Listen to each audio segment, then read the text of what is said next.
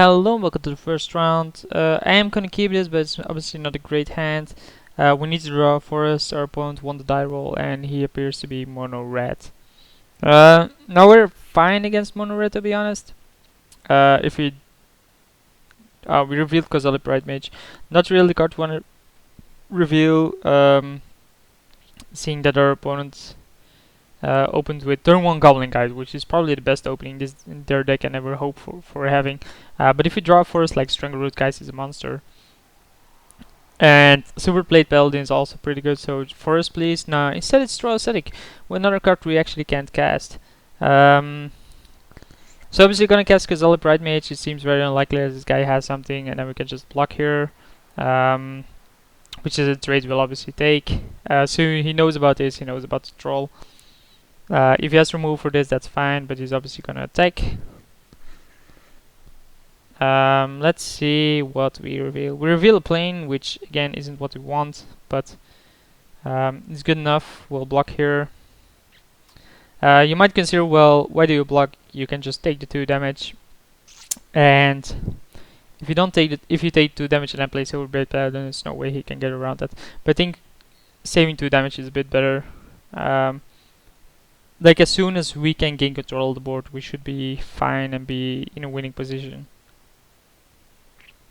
Why is it always that I have to play against mono red decks in the first round? Like last cube that was same, and I actually lost because of my own mistakes there. And this, you could consider this a mistake. It's actually, you know, a calculated thing to block there.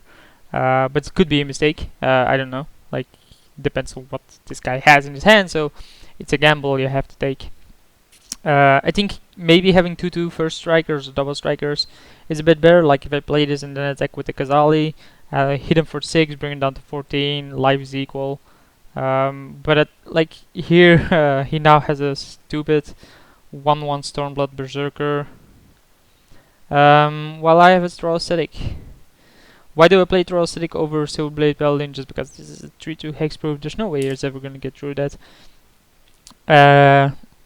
And then with Rancor, that's gonna hit him for 10, and it's gonna put him on a 2-turn clock. Unless he has removed for a Silverblade Paladin, which is unlikely, seeing that he didn't have removal for anything else.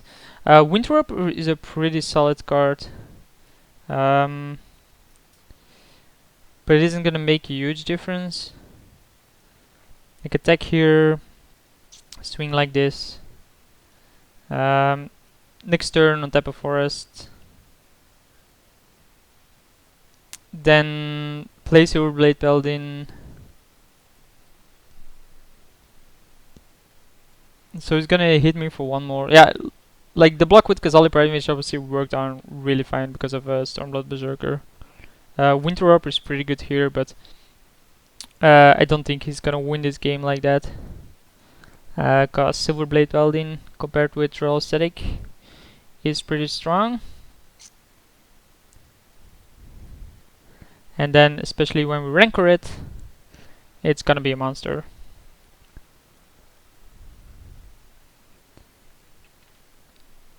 So he has to have remove for this and then tap his own mana. But even then we have a 5/2 Trampler, which is obviously better than a stupid 1/1. And if he has remove for this, he's gonna get locked under his own Winterorb. And he didn't have removal, so he needs to draw something really big or draw something that kills me, which is unlikely.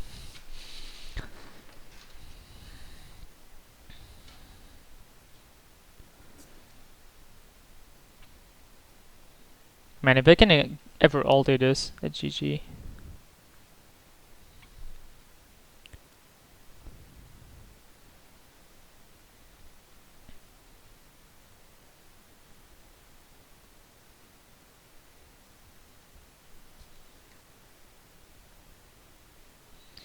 So he has 6 mana? Yeah. Oh, wow. I was counting them and then I realized, oh, there's actually 6.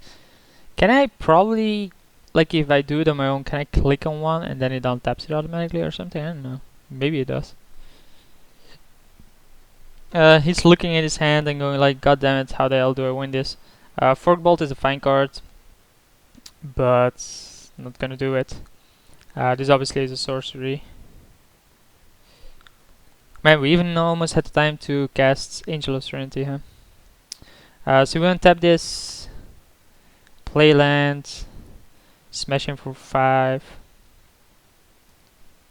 And it seems very unlikely that he has 12 burn in 2 cards of his hand. So we probably got this. And even if we don't, we untap Forest and swing with the Geist as well. Yeah, Troll Aesthetic having Hexproof is pretty sick. This is basically when I realized that Hexproof is one of the best mechanics in the game for creatures to have. Because being able to target it yourself and your opponent not targeting it just makes enchantment so much better. Obviously they first tried it with equipment, which is obviously pretty sick as well. So one game won already against mono red. So Wall is pretty good against that. Wall is pretty good against that. Nearheart Pilgrim is pretty good against that. And I think Stomp Power is pretty good against this guy as well. Probably better than Cloud Go, just because he has Wind Warp. Maybe want Lenin Relic Water, but that seems like a bit greedy. So what do we want out? Maybe Talia, although it's a 2-1 first striker. Probably not Rancor, sure it won me the game here, but I think it's a bit too greedy. We added 2 drops, so maybe we want some one of these out. I think Fleas may lion them, but it's a 3-3 though. These all seem solid. Maybe Ranger of Eos, because we're most likely just gonna get Bailout.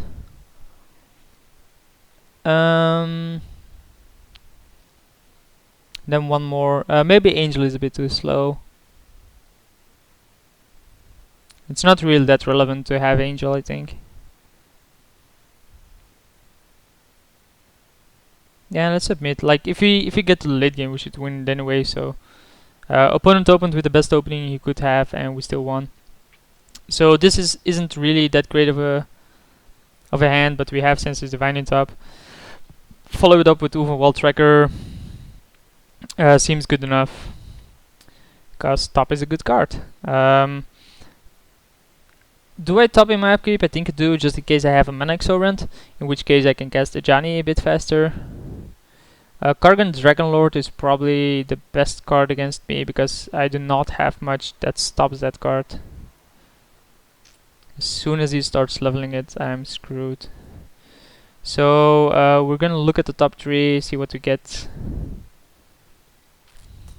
And there's the Exorant that I talked about. So there's Stomp Power, there's Source Static, wanna draw it like this. Draw, play the Exorant. And do we get a 2-drop? That's basically the question.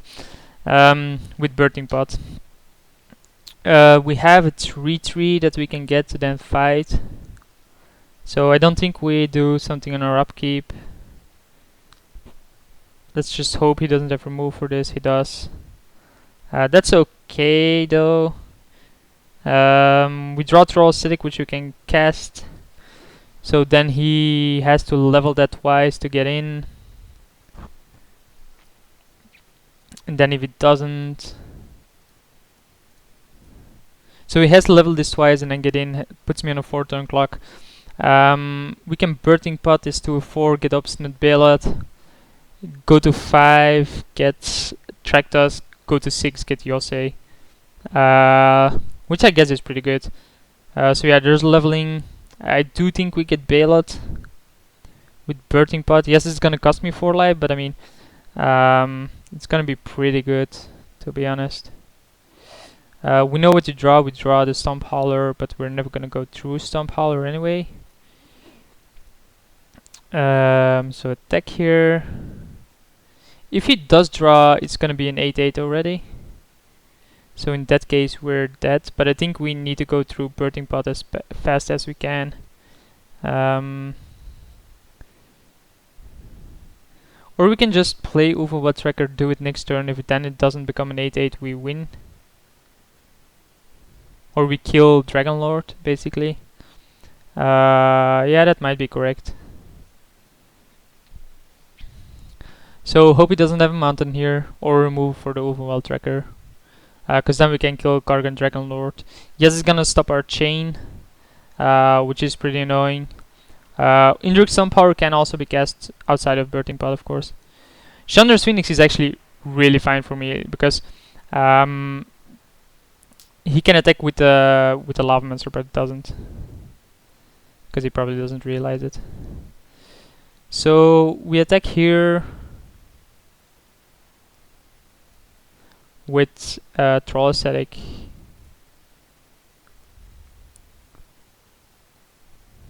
Yeah, that's a bit annoying that maybe we want to go bailout, kill the Chandra, or kill Lavamancer or something. So do it like this. Obviously get bailouts because we need a life. There's also wall, but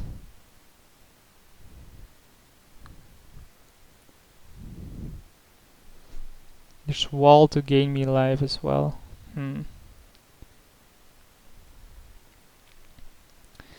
Still think bailout is better. Like we can do the fighting at instant speed. So we can do that in response to his next level. Or we can kill Chandra instead, go down to 4 and then kill it. But if we then kill it, we will still be stuck with the Lavamancer. So we have to kill this anyway, I think, because else Lavamancer is gonna be annoying. He's gonna start leveling it. Once is fine, twice is fine, 3 times is fine, 4 times I'm not gonna let that go. So here we kill it. It costs him his entire turn. And then we can use Talia to kill Chandra, I guess. Or we can Talia. So attack me for 3, bring me down to 5. We can Talia, get Blade Splicer. It's gonna deal me damage though.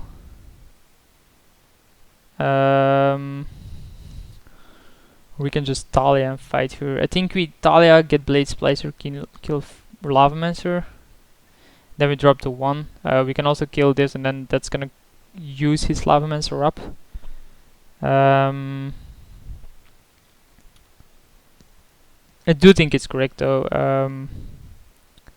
Pay 1, sacrifice this, get Blade Splicer, put these into play.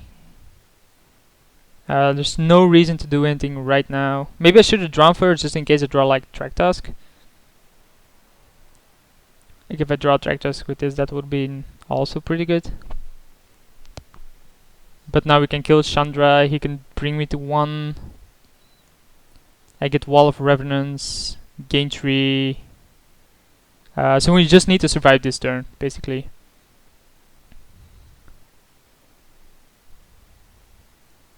So we can never let Chandra's Phoenix come through. Oh, never mind, he has it. Like, what the hell was he waiting for there?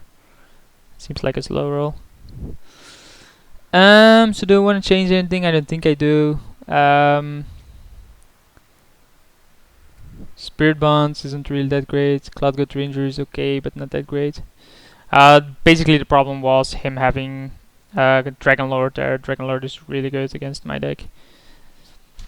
I did manage to get rid of it, but it sure took me quite the effort. Like yeah, if he didn't have the 4th land there, I could have killed Chandra, sacrifice bailout, get Track Tusk, fight with it, and then I would have gained another 5 life, and then actually would have won the game, I think. But I mean, he had to draw a land eventually, and if he didn't draw a land, he would have just had something else that's really good.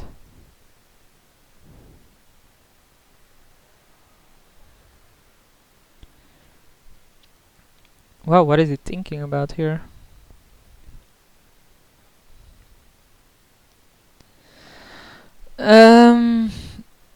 So our deck should be fine. Like if we can get wall online, we're great. If we yeah, this is definitely a keep. I mean, we have Evanson's program into Talia, into more goodness like Silverblade Paladin. This seems pretty hard for him to go ahead and beat. Like even if he has Goblin Guide opening or something. But he mulliganed to 6 as well, so that's also pretty good for us. We have Yosei, which is a really good card here. He doesn't have anything here, so we just cast Talia, attack for 1. Seems unlikely that he's gonna have more creatures then, I guess. And then we just drop Vengevine on his face. I think this game's over pretty fast here.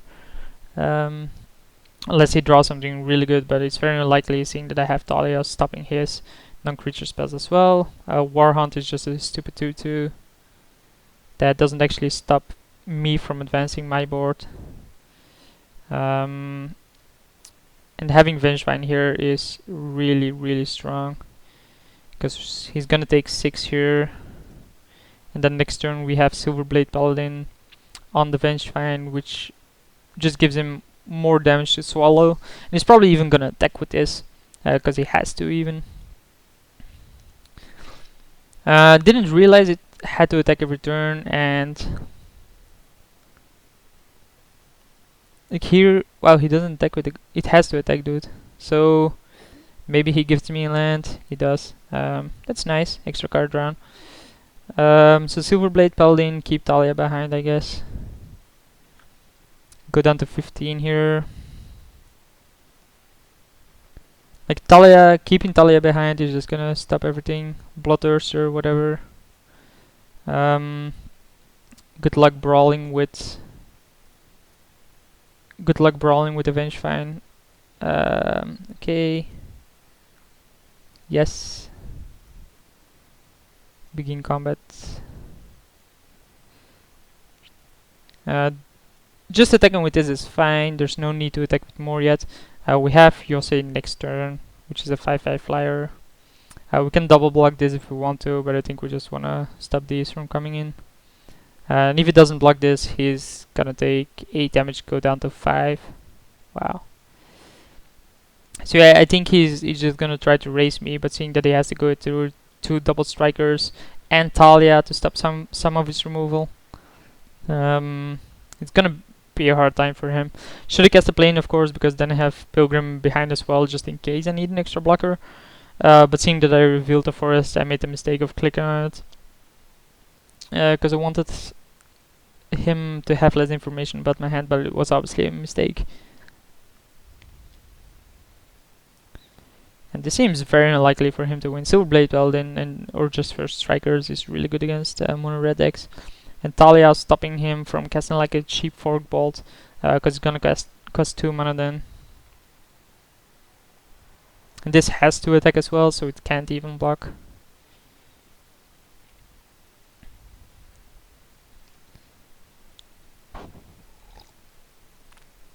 Just getting something to drink. I think my deck matches up really well against a deck like his. So there's Searing Blood. It did cost him 3, but it does take away my double strike. It also deals me 3 damage, so that's fine. Because I can still block this. This has to attack, and then this just dies, or he attacks with everything, and this just dies. There's no way he can cast anything else because he already had a mountain, so he's only gonna attack with that, I think, and just sacrifice it to the Talia. Because else he's dead on a swing back. I don't think he wants that to happen. But it's forced to attack, like that's the downside of this card, of course. Like it sucks for mono red that there are 2/2s for 2 are so shitty apparently.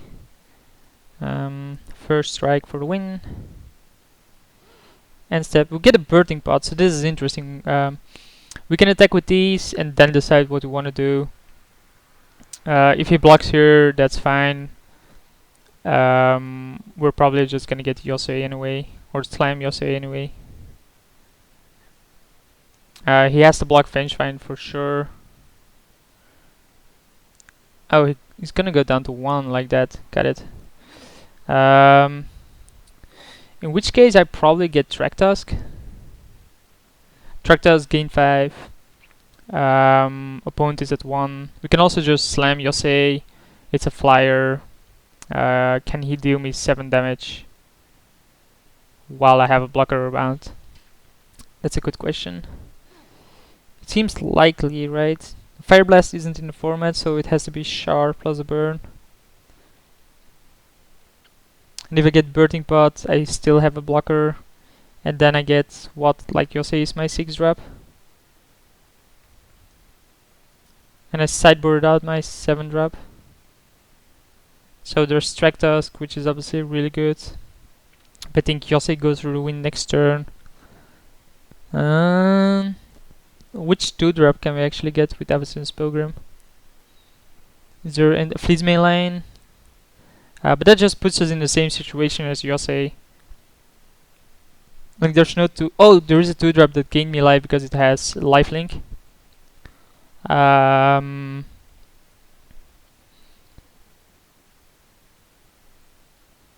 But it's, I think that's game breaking enough to give lifelink to my creatures. And if he has burn, he has to have removal plus 5 more burn then. There's Searing Blood, but then there's the burn spell that does it. That deals damage to the creature, but then if he has that, he has to have 2 more. So that's more likely. We can also Birthing Pot, take 2 damage, and have an extra blocker in everything. Nah. I think slamming Yosei is correct here. Not so sure about if it's being the correct play or not. Like if he can't kill me now, he dies to the Yosei anyway, which I think is correcter than. Like I can still go for the lifelink on the Yosei next turn if I need to. This I obviously can't block, but I can at least block Goblin Guide, and it's really hard for him to get rid of Yosei, while if I get the 2-1, he can have removal for 2-1 and actually get through with the Goblin Guide, which is the reason why I didn't do that. Like, if he can never get rid of 2-1 and I can use it as a blocker and gain 2 life from it. But there is a card in the format that actually deals damage to the creature and to me. Like, outside of Searing Blood, there's still another one. I think Searing Blaze is the name. So there's Goblin Guide. It reveals Obstinate Ballad, which is a really good one to have. Declare blockers, of course, block Goblin Guide because we can. And then he needs to have 9 more damage in 3 cards in his hand, which I don't think he'll have. And then he knows Obstinate Ballad is coming. That's fine, man. So we're just gonna tap everything down here. Float more mana, okay. And then I hope you have blockers. That's one of them, but